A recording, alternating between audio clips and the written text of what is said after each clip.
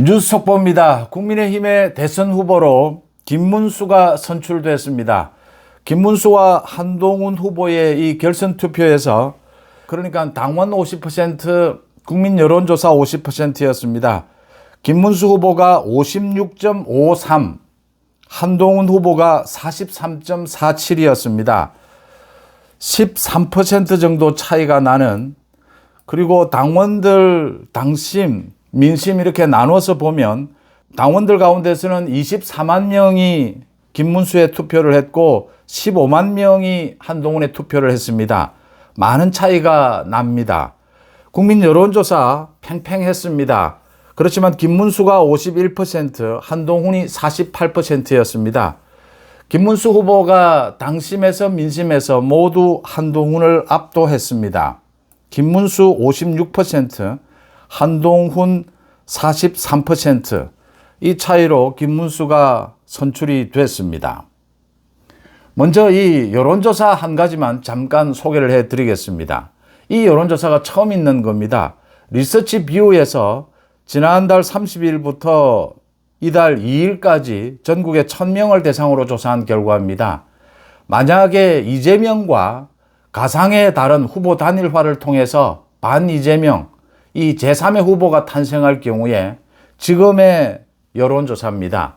이재명 43%, 제3의 후보, 그러니까 후보 단일화, 빅텐트를 통한 후보 단일화를 한 후보는 47%였습니다.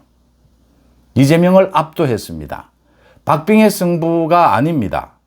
4%의 차이입니다. 앞으로 이 차이가 더 벌어질 것이다. 빅텐트 후보 단일화만 한다면 이재명을 얼마든지 제압할 수 있다라는 것입니다.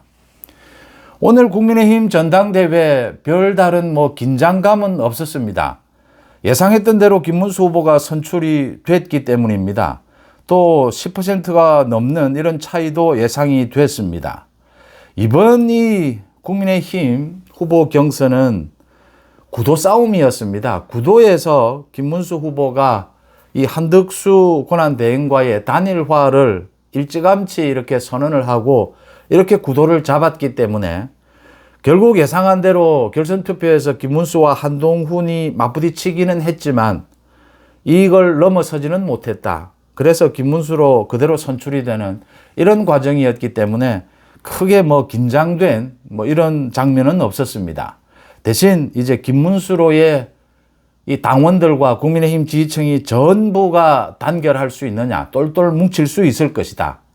또 하나는 앞으로의 한덕수가 가장 중요합니다. 한덕수와의 후보 단일화, 이게 100% 가능할 것이다. 라는 점에서 빅텐트까지 여기에 많은 국민들의 관심이 집중됐고, 앞으로 이 부분이 빠르면 열흘, 아니면 더 일찍 후보 단일화가 구체화될 수가 있습니다.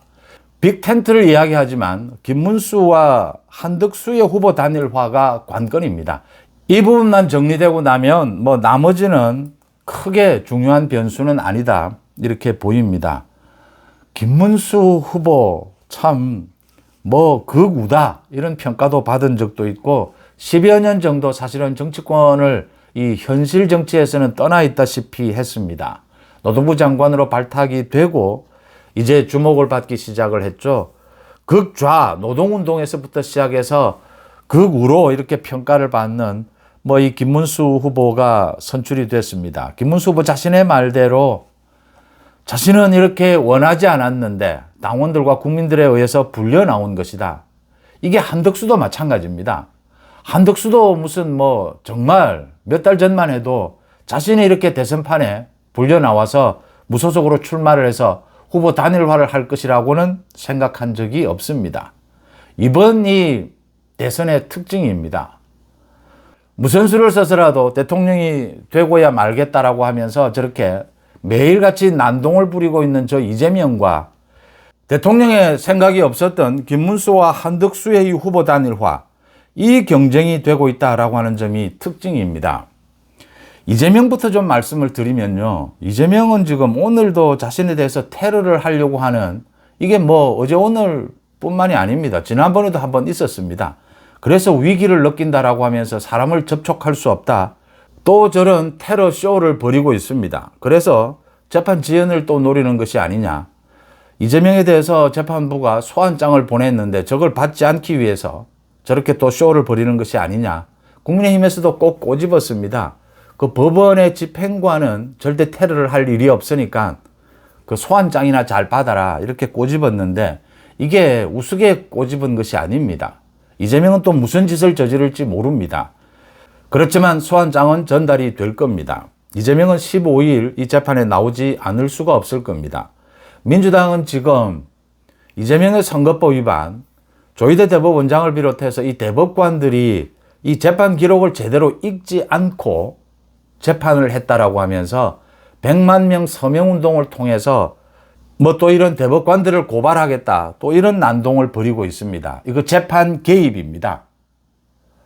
판사의 재판에 있어서는 그 결과를 가지고 누구나 비판할 수 있지만 재판 과정과 이 재판에 대해서는 누구도 개입할 수가 없습니다. 같은 판사끼리도 개입할 수가 없습니다. 대법원에서도 고등법원, 지방법원에 개입할 수가 없습니다. 재판에 관해서만은 행정적인 것이 아니라 지금 민주당이 하고 있는 것은 재판 개입입니다. 이 모든 내용을 서울고등법원의 형사 7부입니다.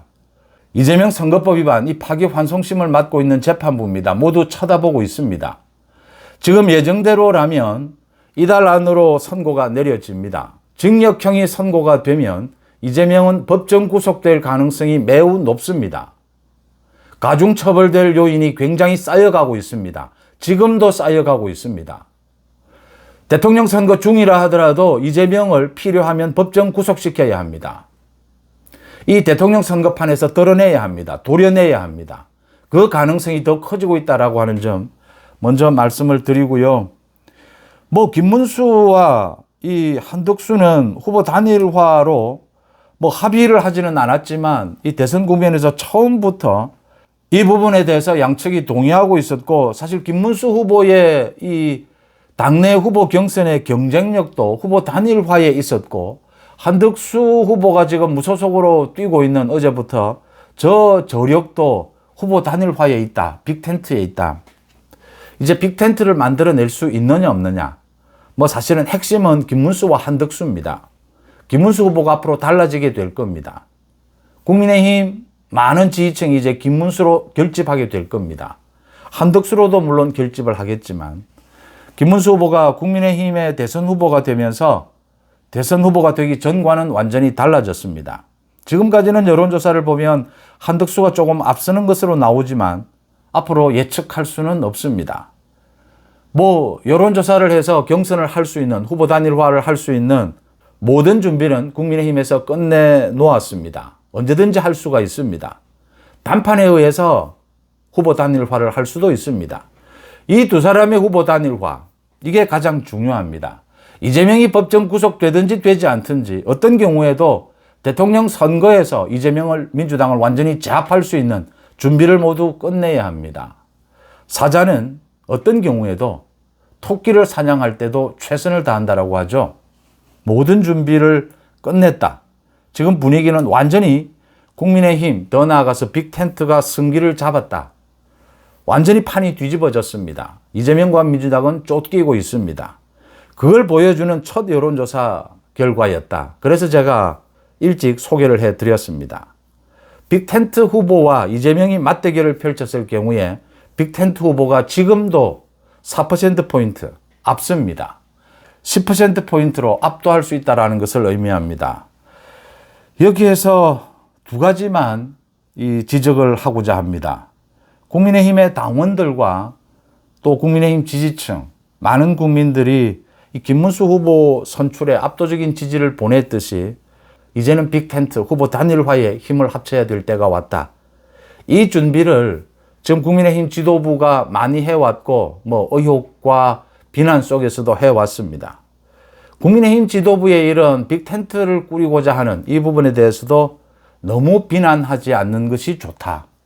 두 번째로 제가 이 말씀을 드립니다. 며칠 전부터 이야기가 나왔고 김문수 후보와 한동훈 후보도 이 부분을 토론회에서 거론하기도 했습니다. 그러니까 민주당에서 떨어져 나온 저 이낙연 쪽에서 국민의힘의 당명을 바꾸라라고 요구를 한다. 이게 있을 수 있는 이야기냐? 지금 국민의힘의 권영세 대표가 또 며칠 전에는 이준석 후보에 대해서 이준석이를 쫓아낸 것, 그 윤리위에서 징계를 한 부분에 대해서 사과할 용의가 있다라고 했습니다. 이 모든 것이 당원들이나 국민의힘 지지층으로서는 자존심이 상하는 일일 수도 있습니다. 김문수 후보와 한동훈 후보도 이 부분은 받아들일 수 없다라고 했습니다. 그런데 이 부분을 크게 생각할 필요가 없다. 후보 단일화 빅텐트를 이야기할 때 어떤 이야기도 나올 수 있습니다. 지금 김문수 후보가 선출된 것은 김문수 후보도 이야기를 했습니다. 비상계엄과 탄핵, 윤 대통령에 대해서 비상계엄은 자신이 어떤 경우라도 자신이 알았더라면 막았을 것이다. 탄핵은 지금 헌법재판소에 의한 탄핵은 받아들일 수밖에 없지만 이건 부적절한 것이 아니었느냐. 지금은 계엄과 탄핵을 이야기할 때가 아니다. 지금은 이재명, 저 국정 마비를 노리고 있는 이재명, 독재를 노리고 있는 이재명을 어떻게 막을 것이냐. 지금도 탄핵을 하고 있고 지금도 국정 난동을 부리고 있습니다. 지금은 그 부분을 논의할 때다. 임기 단축을 포함해서 개헌, 헌법 개정을 하지 않으면 미국과의 통상협상을 제대로 마무리 짓지 않으면 나라가 절단날 위기에 처했다. 이렇게 이제 대선의 쟁점이 이동이 된 겁니다. 그래서 지금 김문수를 지지했던 지지층이나 한동훈을 지지했던 지지층이나 또 다른 홍준표 지지층이나 이제는 모두가 하나가 될 때가 왔다. 이 부분에 있어서 서로에 대한 비난, 외면 이런 부분들은 내려놓아야 한다. 그 다음 두 번째가 당 지도부라든지 친윤 이야기가 아직도 나옵니다. 당 지도부가 이 구도 싸움 일찍부터 김문수, 한덕수로 이렇게 구도를 만든 것 아니냐. 한동훈으로서는 그 부분이 굉장히 언짢았을 수도 있고 그 부분을 비판을 해왔습니다. 일정 부분 사실입니다. 그런데 지금 국민의힘 지도부가 하고 있는 것이 다 잘못된 것은 아닙니다. 이낙연은 무슨 소리도 할 수 있습니다. 이낙연은 지금 빅텐트에서 자기의 존재감을 높이기 위해서 어떤 이야기도 할 수 있습니다. 이준석 마찬가지입니다. 이재명이 저렇게 사법리스크로 흔들리고 있으면 이낙연이 또 앞으로 가치가 높아질 수 있을까? 민주당에서 또 무소속 출마를 하는 사람이 이재명에 대해서 반발을 하고 뛰쳐나오는 사람이 있을 수 있을까? 앞으로 많은 변수들은 기다리고 있습니다. 그런데 지금은 빅텐트라 하더라도 현실적으로 이낙연, 이준석은 그렇게 큰 변수는 아닙니다. 만약 10%로 압도할 수 있다면 그렇지만 그런 부분까지도 가능성을 살려둬야 합니다. 무슨 소리든 떠들 수 있습니다. 당원들의 자존심이 상할 수도 있습니다. 그렇지만 지금은 모든 것을 전략적으로 이재명을 제압하는, 승리하는 쪽으로 전략적 판단을 가장 우선해야 한다. 제가 많은 지금 대선 국면에 들어오고 난 다음에 제가 지금까지의 어떤 기준을 포기하겠다, 내려놓겠다. 지금부터는 모든 것을 이기는 것에 모든 것을 집중해야 한다. 두 번째, 세 번째는 필요가 없다. 이기는 것을 위해서라면 악마와도 손을 잡아야 된다라고 말씀을 드렸고 제가 그 기준으로 달라진 송은재 TV를 여러분들과 함께 진행을 해 왔습니다. 그대로입니다. 앞으로도 이재명이 구속되는 그날까지 대통령 선거가 끝나는 그날까지 오로지 이기는 것에 집중해야 합니다. 이낙연, 이준석이 뭐라고 떠들어도 모두 포용할 필요가 있습니다. 중요한 것은 그게 아니기 때문입니다. 김문수와 한덕수의 후보 단일화입니다. 이것만 성사시킨다면, 그래서 이 지지율이 집중이 된다면, 그래서 이재명을 10% 이상 압도하게 된다면 일은 쉬워진다라고 하는 것입니다. 승기를 잡았다라고 하는 것입니다. 이준석이 뭐라 하든 이낙연이 뭐라 하든 크게 중요하지 않습니다. 그때 필요하면 이준석을 도려낼 수도 있습니다. 이기기 위해서입니다. 오늘 김문수와 한동훈의 대결 상당히 긴장되는 이런 분위기여야 하는데 사실은 일찍부터 예상이 됐던 부분이었기 때문에 김문수 후보 선출로 이렇게 매듭이 지어졌습니다. 이것은 그러니까 이제는 계엄과 탄핵의 논란에서 벗어나서 저 독재를 꿈꾸는 민주당 이재명을 제압하는 데 모든 힘을 결집하라 라고 하는 당원들과 국민의힘 지지층의 뜻으로 읽힙니다. 이 뜻을 그대로 이어받아서 김문수와 한덕수의 후보 단일화로 곧바로 이어져야 된다. 이렇게 읽습니다. 여러분들은 어떻게 보십니까? 뉴스 속보 마칩니다. 고맙습니다.